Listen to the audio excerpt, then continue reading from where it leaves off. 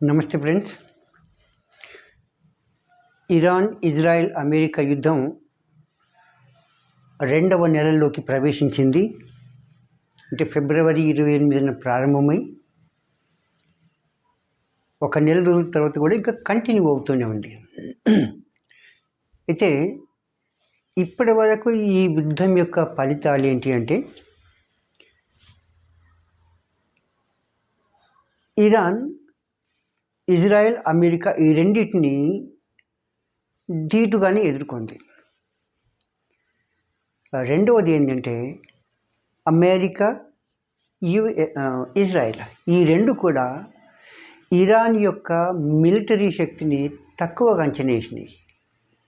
దాంతో ఊహించిన ఫలితాలు రాలేదు. అమెరికా, ఇజ్రాయెల్ ఈ జంట 3 విషయాల్ని ఎక్స్పెక్ట్ చేసింది ఈ యుద్ధం ద్వారా. ఒకటి,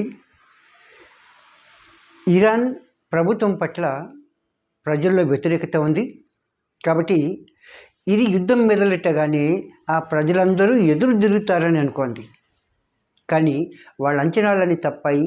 ఒక్క పోరాటం కూడా చేయలేదు వాళ్ళు. మొదటిది. రెండవది, ఇరాన్ యొక్క ఆయుధ సంపత్తి పైన వీళ్ళకి చిన్న చూపు ఉండేది. వీళ్ళ దగ్గర ఎంత తక్కువ ఉందనుకోని చెప్పి. కానీ తర్వాత అర్థమైంది ఏంటంటే ఈ రెండింటికి కూడా ధీటుగా నిలబడిందని. ఇది రెండవది. మూడవది, రెజిమ్ చేంజ్, అంటే ప్రభుత్వం మార్పు. కానీ అది జరగలే.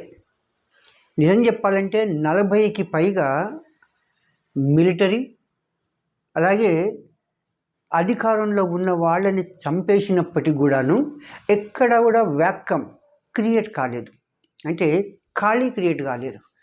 దాంతో అమెరికా, ఇజ్రాయెల్ యొక్క 2 ఆశలు ఏవైతున్నాయో అవి నెరవేరకుండా పోయింది. దాంతో ఏం చేయాలో అర్థం కాక మొదటగా ట్రంప్ ఏం చేశాడంటే, తర్వాత ఏమైంది, ఈ స్ట్రెయిట్ ఆఫ్ హార్మజ్ ఇరాన్ ఒక టాక్టిక్ ప్లే చేసింది. స్ట్రెయిట్ ఆఫ్ హార్మోన్ నుంచి ఏ యుద్ధం అంటే ఏ ఆయిల్ ట్యాంకర్ను కూడా బయటికి పోనివ్వకుండా అదే మైన్స్ పరిచింది. దాంతో అన్ని దేశాలు వాళ్ళకి కష్టంగా ఉన్నప్పటికీ కూడాను ఇరాన్ను ఏమీ అనలేకపోయినాయి. దీంతో అమెరికాకు ఏం చేయాలో పాలుపోక ఒక 5 రోజులు యుద్ధ విరామం ప్రకటించారు. ఈ యుద్ధ విరామ సమయంలో మేము ఇరాన్తో మాట్లాడి ఒక ఒప్పందానికి వస్తామని అనుకున్నారు.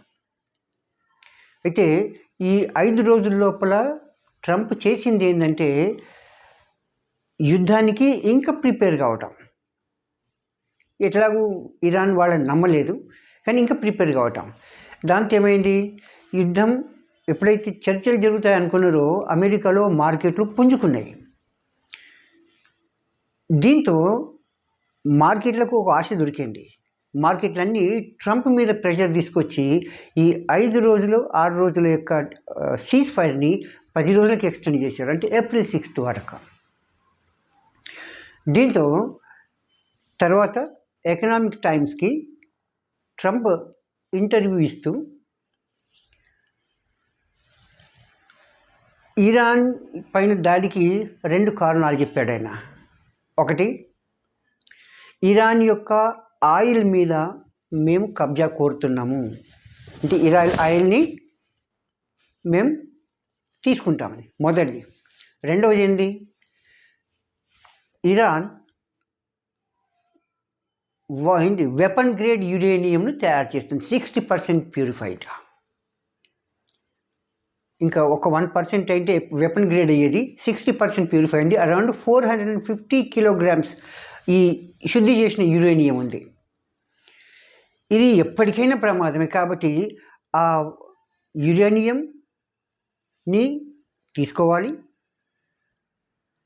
అంటే వాళ్ళని ఓడగొట్టి దాన్ని లాక్కోవాలి. రెండవది, ఇరాన్ యొక్క న్యూక్లియర్ ఫెసిలిటీస్ ఏవైతున్నాయో రీసెర్చ్ కానివ్వండి లేదా సెంట్రిఫ్యూజెస్ కానీ వీటన్నిటిని ధ్వంసం చేసి ఎట్టి పరిస్థితుల్లోనూ ఇరాన్ న్యూక్లియర్ వెపన్స్ని తయారు చేయకూడదనేది అమెరికా ఇజ్రాయిల్కి కోరిక. ఈ రెండిటి వల్ల అయితే ఇప్పుడు అమెరికా చేస్తున్నది ఏంటి? ఆల్రెడీ ఇప్పటికే వెస్ట్ ఏషియాలో సుమారు 40,000 అమెరికన్ సైన్యం ఉంది. తర్వాత ఒక 10,000 అమెరికన్ సైన్యం వస్తుంది ఆన్ ద వే. అలాగే దాదాపు 3,000 మెరైన్లు వస్తున్నారు. అంటే ఇంచుమించు అటు ఇటు అన్నీ కలిపి ఓ 60,000-70,000 సైన్యాన్ని ఇరాన్లో, అంటే ఇరాన్ చుట్టుపక్కల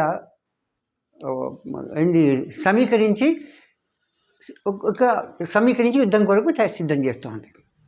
దీనిలో ప్రధానంగా మొదటిది ఏంటంటే కార్గ్ ఐలాండ్. ఇరాన్ యొక్క 90% క్రూడ్ ఆయిల్ ఎక్స్పోర్ట్ ఈ కార్గ్ ఐలాండ్ ద్వారా జరుగుతుంది. ఎందుకంటే ఇరాన్లో దొరికిన, అంటే పైకి తీసినటువంటి క్రూడ్ పెట్రోల్ ఏమైందో పైపుల ద్వారా ఈ ఐలాండ్కి తీసుకొచ్చి ఇక్కడ నుంచి షిప్ల ద్వారా బయటికి ఎక్స్పోర్ట్ చేస్తారు 90% ఇరాన్లో. అంటే ఓ రకంగా చెప్పాలంటే ఇరాన్ యొక్క ఆయిల్ ఎక్స్పోర్ట్కి ఇది గుండెకాయ. ఇది ఒకటి పోయిందంటే ఇంచుమించు పోయినకి ఇది లెక్క. కాబట్టి ఫస్ట్ దానిపైన ఏది కబ్జా పెట్టడం ఇప్పుడు ట్రంప్ గారు చేస్తున్న పని కదా. చూద్దాం ఇంకా భవిష్యత్తులో 6వ డేట్ తర్వాత ఏం జరగబోతుందో చూద్దాం. అప్పుడు జరిగేటువంటి మార్పులు ఏవైనా వాటి గురించి తర్వాత చేద్దాం. అంతవరకు నమస్తే, థ్యాంక్ యూ.